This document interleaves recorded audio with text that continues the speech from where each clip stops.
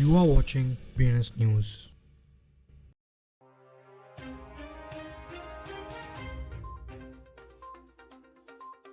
आज की headlines. South Korea के क्रिप्टो इंटरेस्ट मैंडेट से एनएफटीज और सीबीडीसीज को एक्सक्लूड किया गया। बैंक ऑफ रशिया का कहना है डिजिटल रूबल पायलट 2024 के एंड तक कंटिन्यू होगा। हांगकांग हाई कोर्ट ने हुआबी ग्लोबल के खिलाफ ट्रेडमार्क्स इंफ्रिंजमेंट लॉसूट्स में फैसला दिया। बाइनेंस ने रशियन रूबल के साथ P2P ट्रांजैक्शंस बंद करने का ऐलान किया। MNG ने UK bitcoin derivatives platform GFOX में $20 मिलियन इन्वेस्ट किया।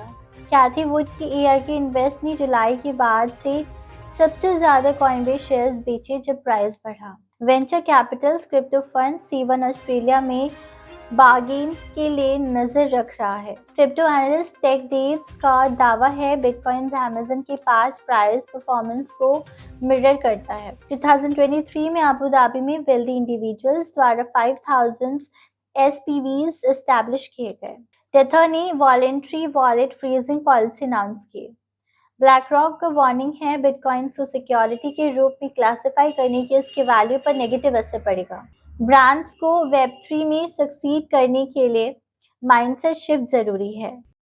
लोकल मीडिया रिपोर्ट्स के मुताबिक South Korean financial services commission जुलाई 2024 तक लेजिस्लेटिव गाइडेंस रिलीज करने का प्लान बना रहा है, जिसमें कहा गया है कि डिजिटल एसेट्स में इन्वेस्ट करने वाले इन्वेस्टर्स को एक्सचेंज में फंड्स डिपॉजिट करने पर इंटरेस्ट मिलना चाहिए। लेकिन FSC ने अपने लॉ से CBDCs और NFTs को एक्सक्लूड किया है। बैंक ऑफ रशिया ने डिजिटल रूबल्स पायलट, जो Russian central bank digital currency है, के फ्यूचर पर अपडेट दिया है। बैंक के प्रेस सर्विस ने क्लैरिफाई किया है कि पायलट 2024 पर कंटिन्यू होगा और डिजिटल रूबल यूजेज के मैसिव एक्शंस तक 2025 में होने के अनुमान है। हांगकांग स्पेशल एडमिनिस्ट्रेटिव रीजन्स के हाई कोर्ट ने एक्सपोर्ट्स ग्लोबल लिमिटेड के फेवर में हुआबी ग्लोबल लिमिटेड के खिलाफ एक ट्रेडमार्क इंफ्रिंजमेंट केस में फैसला दिया है।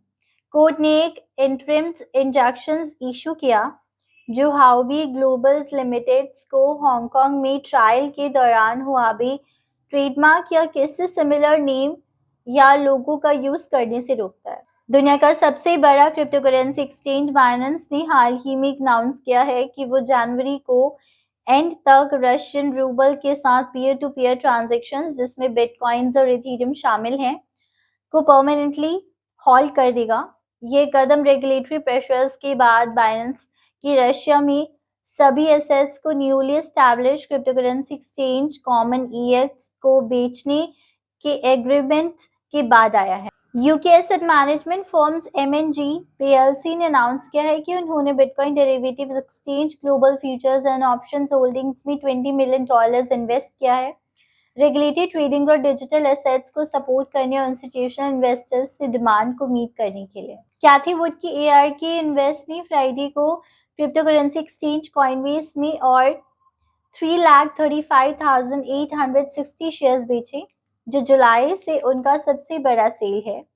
ARK ने कॉइन शेयर्स को 3 एक्सचेंज ट्रेडेड फंड्स में बेचा। बल्क सेल इनोवेशंस ETF से आया सेल ने कॉइनबेस की क्लोजिंग प्राइस पर $49.2 मिलियन रेज किया होगा। Venture Capitals crypto fund C1 fund ने एक ऑस्ट्रेलियन बिजनेसेस से मुलाकात की है। प्राइवेट होल्डिंग्स को इन्वेस्टर्स से खरीदने के लिए ऑफर कर रहा है, ऑस्ट्रेलियन फाइनेंशियल रिव्यू ने रिपोर्ट किया।